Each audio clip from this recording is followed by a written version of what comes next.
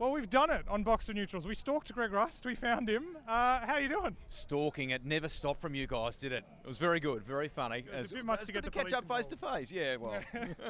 Let's go back essentially to last year. Rob and I have been arguing for 24 months about the noise of the cars. Quite fitting, actually, that the noise of the cars should go past. I quite like the new noise. Do you? I like the new noise. I mean, yes, it's not the physical... No, he's shaking his head, no. Not the physical experience it used to be. What's your take on it? Because I think it's just different. It's not worse. I'm torn because I genuinely get what they're trying to do from a manufacturer standpoint and an environmental standpoint, but it's still an entertainment business. So when you get a situation where you've got comparison, so, to come here and to hear the 2011 car, which sounds mint, we missed that sound. Somehow we've got to get these current cars, the new generation cars, to the point where it's infectious in its sound again, yeah. It's an interesting question because it is, Formula One's technical, it's a technical exercise, and to balance it with entertainment, do you think it's right beyond the engine? Is it sort of where it needs to be? There's probably many facets to that answer, isn't there? I mean, if the cars didn't sound great, but people were from rival teams passing Lewis Hamilton, passing Nico Rosberg on a more regular basis, maybe we wouldn't be having this argument, this discussion. So it's probably been magnified by the dominance that Mercedes are enjoying at the moment. So at the end of the day, what people want to see is great racing. You're right, but I'm still a lover of the sound at the same time. That's a big part of it. You've encompassed both our arguments, Rob. We said both things. It's such a beautiful. It's called sitting on the fence. Let's talk about, we're at Speedfest. I'm sure people will understand what the noise is all about. Australian motorsport, it's, in your experience, we've had the last couple of years of Daniel Ricciardo now. Is this really giving it an injection of hope? I think so. I mean, it's kind of a bit of a baton changing between two very different sportsmen, wasn't it? Mark was a different guy, and Dan came along, and he's gone about it in his own way, in the car and out of the car, and that's with no disrespect to Mark at all.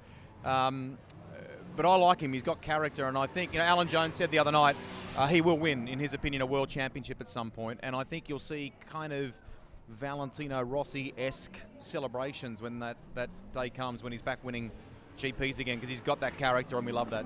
If we look at Australian motorsport more broadly, I think people underestimate how much there is to it in Australia. I mean, as an example, Lewis Leeds just been signed for the Red Bull Junior team now. Yeah. There's a lot sort of going on in Australian motorsport. A lot of people thinking about how it's all interacting, but it's sort of a little bit sheltered. I mean, what do you see in the future of this Australian sort of motorsport landscape? Oh, I mean, I think that's a great story, and you've got Daniel's already at the pinnacle in four-wheel terms. You've got Jack Miller.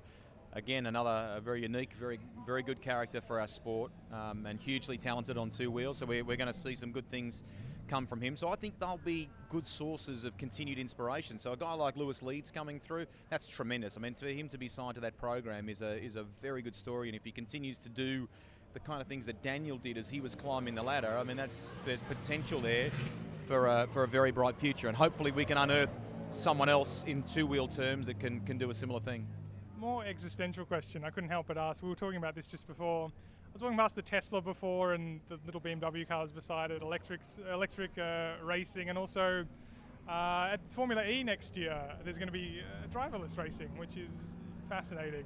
It's like you're shaking your head, not approving. Oh, I can't. I just can't get my head around that at the moment. I can't comprehend that. So driverless cars are obviously a very real thing in the marketplace. There's no doubt about that, and our kids will be living with that in years to come. But I still think it's a sporting contest. There has to be an element of the athlete.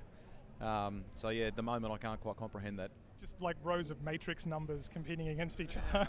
Could be entertaining itself. But I suppose in that sense, I mean, it's like you said, it's inevitable that the world moves in this direction, and motorsport's based on regular automotive activities. Yep.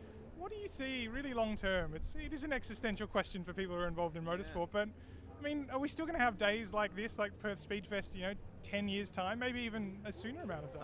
I would certainly hope so. I mean, I still maintain that the technology, even some of the ways that we're going with the battery technology you talked about before and things, it still has to look and sound good. I mean, one of the great reasons people are enjoying the World Endurance Championship at the moment, or GT Racing, or V8 Supercar, or whatever, is because they look good, they sound good. that's a very enticing thing. But it's still a lot to do with the athlete as well. I mean, Daniel's you can tell today here. There's a lot of Formula One fans, but there's a lot of people who don't follow it as well that know him or know what he's done for the sport and admire him. So I think that still has to be a part of it. Yeah.